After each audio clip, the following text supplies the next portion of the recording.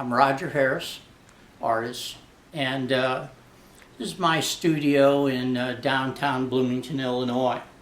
Do a little walkthrough with it so people can see basically what a working studio can look like. This area right here, with the couches and stuff, is when people come over, they can feel like they're a human being, might reside here occasionally. And then back in here is actually where I do most of my painting and drawing. Easel that I use. A lot of the drawing really happens at this coffee table over here. But this is basically where I work on paintings and such. As you can see, piles of all kinds of things, and that's not even nowhere near all of it. And it's just stacks of a lot of this foam core that I take paper on, and of course I use it for backing boards with finished pieces too. A lot of times I tape things on them, and so they're nice light things that I can shift the paintings and drawings around on while I work on them. And then this would be the finished piece. It's got a mat, but not a top mat, and I didn't have it under glass yet.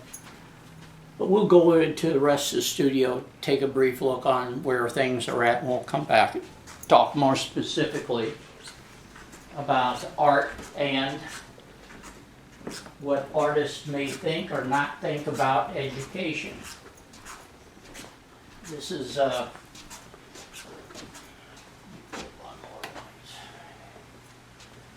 bathroom back here. A couple paintings I've done a while back. It's like your own exhibition space. Yeah, this is mostly where I just hang things until they go somewhere else or whatever. I don't look at them that much when they go up there, but they kind of sink into you anyway. And this back in here is a closet full of paintings and drawings and stuff like that, mostly the framed up stuff, and just stacked, being stored, so on and so forth. Eating area or cooking area. Artists have to eat. It does, and obviously I do that pretty often. How would you describe your discipline? It's typically just painting and drawing. I do have a background in printmaking.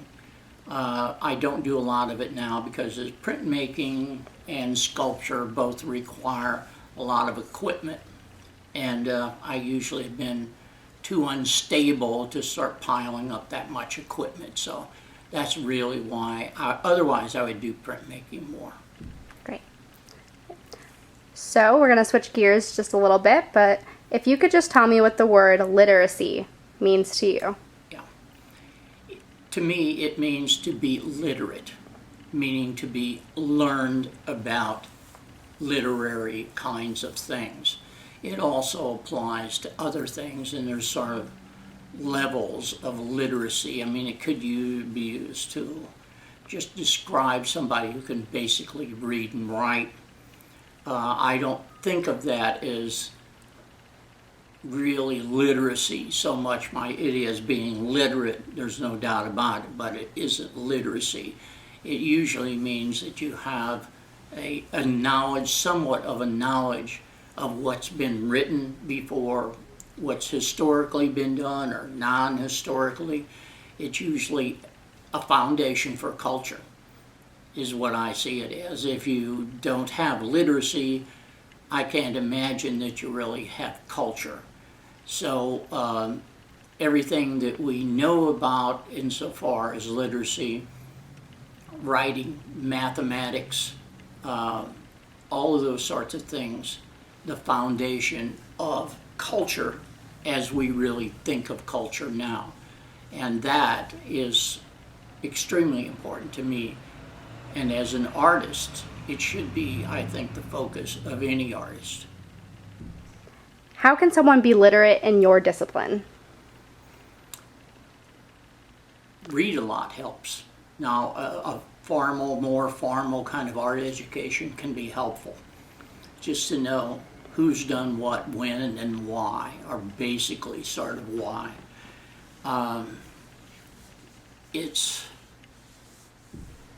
But for you to do good art or fine art, now I divide things up into, art's a big term. field, big term, right?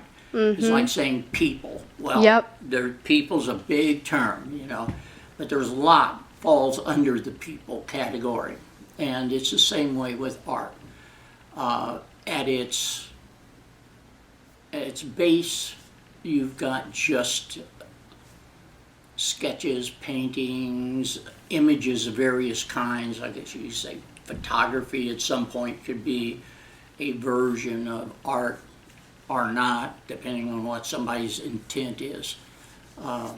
But most of my concern is with fine art.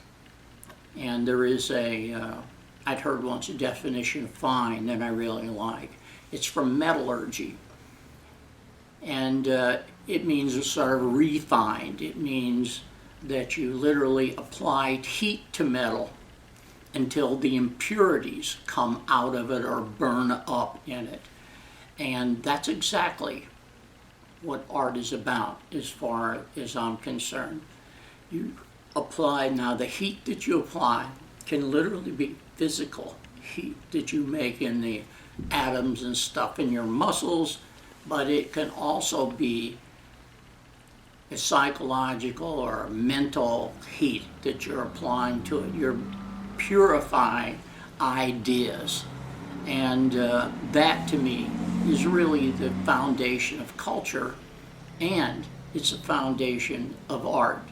That art that isn't at least attempting that, I don't find to fall within my normal definition of art. I mean, it is art at a very base, like human beings are human beings, but it's for to do more with the images or whatever, or even the non-images that you're using. That's important, I think, as an artist. In fact, I don't know why else you would do it. Yep. As an artist, yeah. So while we're on the subject of it, and you mentioned it a couple times, how would you describe your own culture?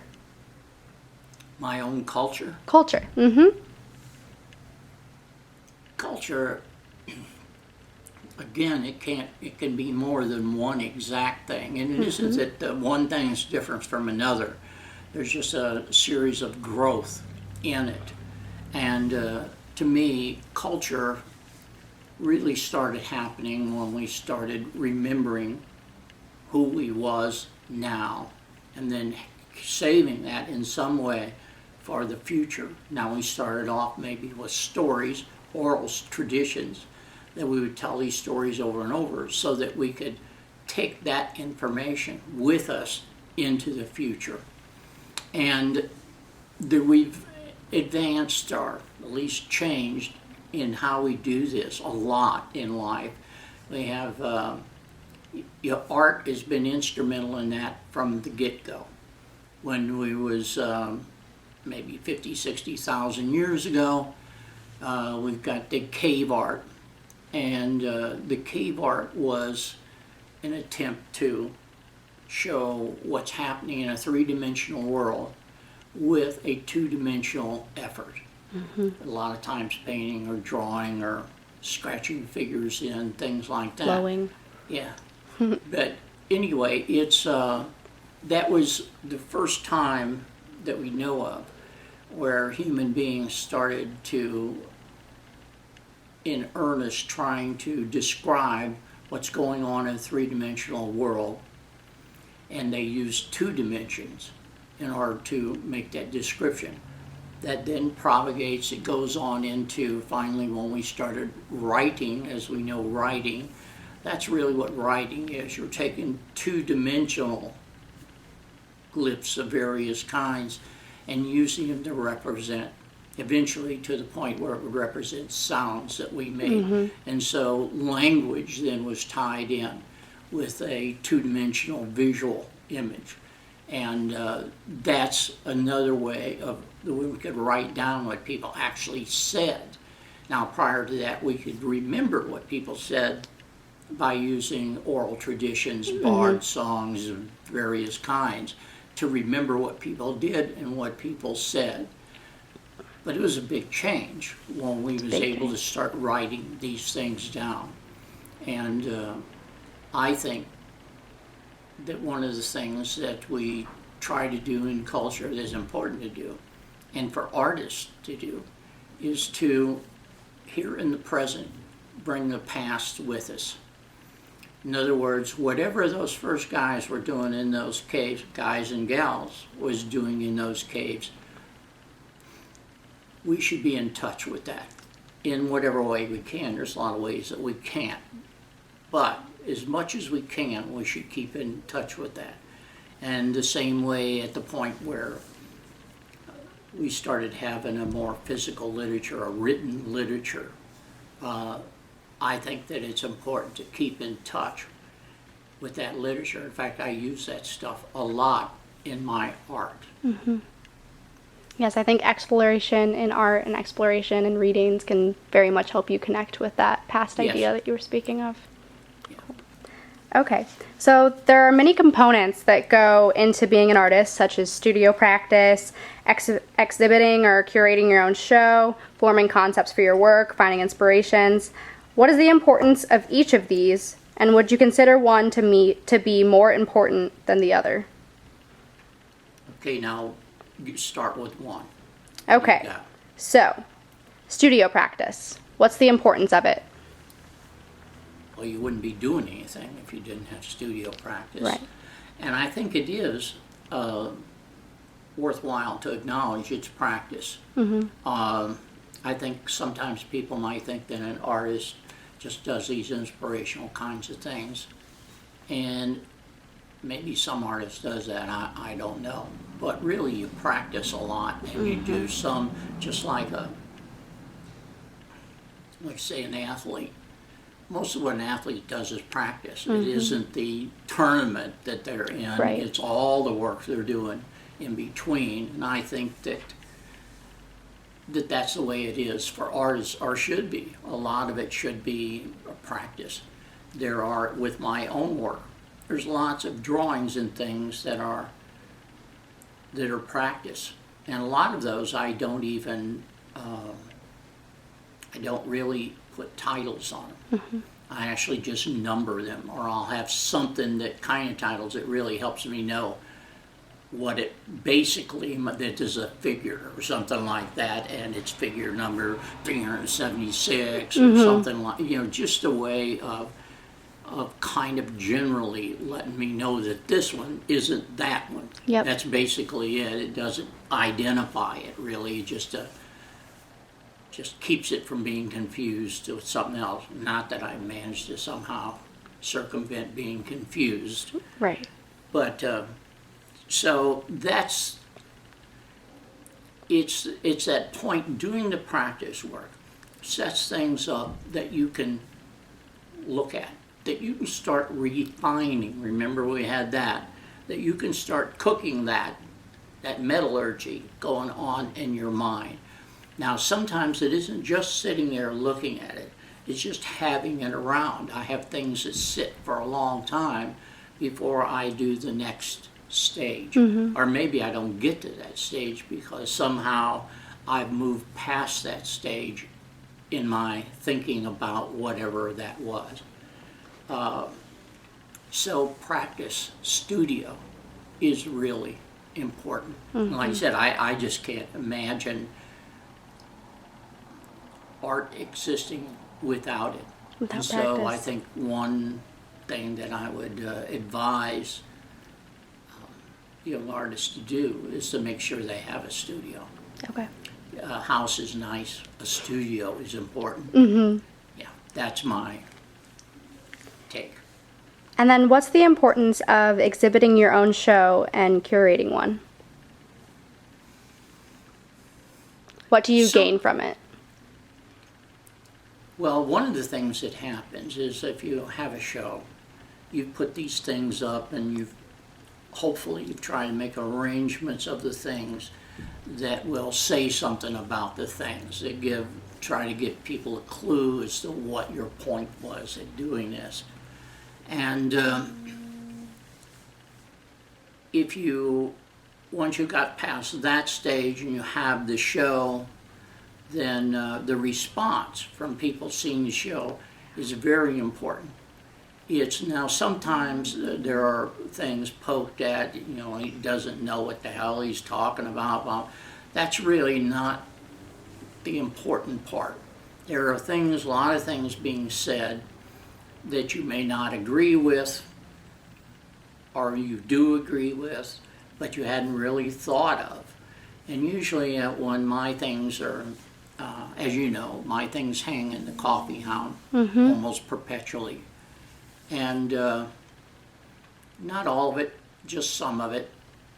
And it's the feedback that I get from that is important to me, understanding what I've done, because I might not really realize all those things. Yeah. Or maybe I do realize them and there's other things I want to get across that didn't come out of the response. Yeah. And so the next time I'm doing those sorts of things, I want to try to get more precise responses back. Something in the area that I thought that I was getting across the first time. So that's what the exhibitions and curations mean to me. The curation, of course, is picking the particular pieces, and the what was the first thing? Exhibiting. Exhibition and is basically, I see that as more finding the space, basic things, hanging it up, but what you're showing and why, that would fall under curation as far as I see it. Yeah. And then what about forming concepts for your work and finding inspirations? What's the importance of that? It's the only thing that's important. I don't even know why somebody would do it unless they're trying to say something. Or now in the beginning, and a lot of the work, like I said, isn't the final work. A lot of it's practice. But even the practice should have some general kind of a concept to you. You're interested in this, you're interested in that, and so that's the kinds of things that you're painting or drawing or whatever that you're doing, even you're practicing on. And developing the concepts is all important. You can't make cultural connections unless you have conceptual ideas about what you're doing. And I think part of the success or failure in what I do depends on how well I get that concept across. And that's why I'm looking for that feedback in that show that we just mentioned, is I want to find out if it took viewers anywhere near the kind of places that I wanted them to go, places where they'd understand. And this can be fairly simple sometimes, but it can get, as your ideas or whatever become very complex, it can get really difficult to do. And lots of what I determined to do, why I'm practicing and all these kinds of things, really has to do with that. I'm really trying to refine my approach, to actually say something specifically, or fairly specific about whatever it is I'm doing. Great. And then, based off of our whole interview and what we've reflected on today, how do you think we can educate students in schools to become more literate in your discipline? What do you think needs to be worked on? Yeah, actually, I think of literacy beyond just my discipline. Okay, I think it's a general kind of, I can't hardly think about it in just my discipline. Right now, even the whole source of education, what education does, I find to be appalling. The idea that young people are spending huge amounts of money for the kinds of education that they are getting, I find appalling. It isn't saying anything about art in particular or anything, just education in general like that. And this started while I was going to college, is leaning towards, what do they call this stuff? All business educations, marketing and research and all that kind of stuff. I don't know how much business we can have in the world. Right. I mean, we have to have somebody making something in order to sell it to someone. And Everything's designed. yeah, and to have 95% of a university as business students or some attachment to that is cheating them out of money. They're not going to get jobs doing that. And I don't know, business can contribute something to a society. There's no two ways about it. But I can't imagine it could be more than a 10%. And we need people that are engineers. I mean, that really know what things are. We need people with real ideas. And the business community doesn't have any ideas. I mean, what they're calling ideas is, there's nothing creative about it. I mean, they even the language that they use, if I hear them talking in the background somewhere, it's not discernible as even being English. There's no telling what that is. So they're, as far as I'm concerned, they're not having realistic conversations. I'm sure that people that teach English, people in many communication departments, they understand that fully. But there are other people that are running the universities, and they're evidently running them with more of an interest in what banks want than what the students need. Yep. A lot of education is unfortunately a lot of just memorize this and recall it later instead of actually training people to critically think and use that creative side of their brain. Yes. Because creativity isn't just for art, It's it's for cliche for any of us to say that, but the cliche is the truth.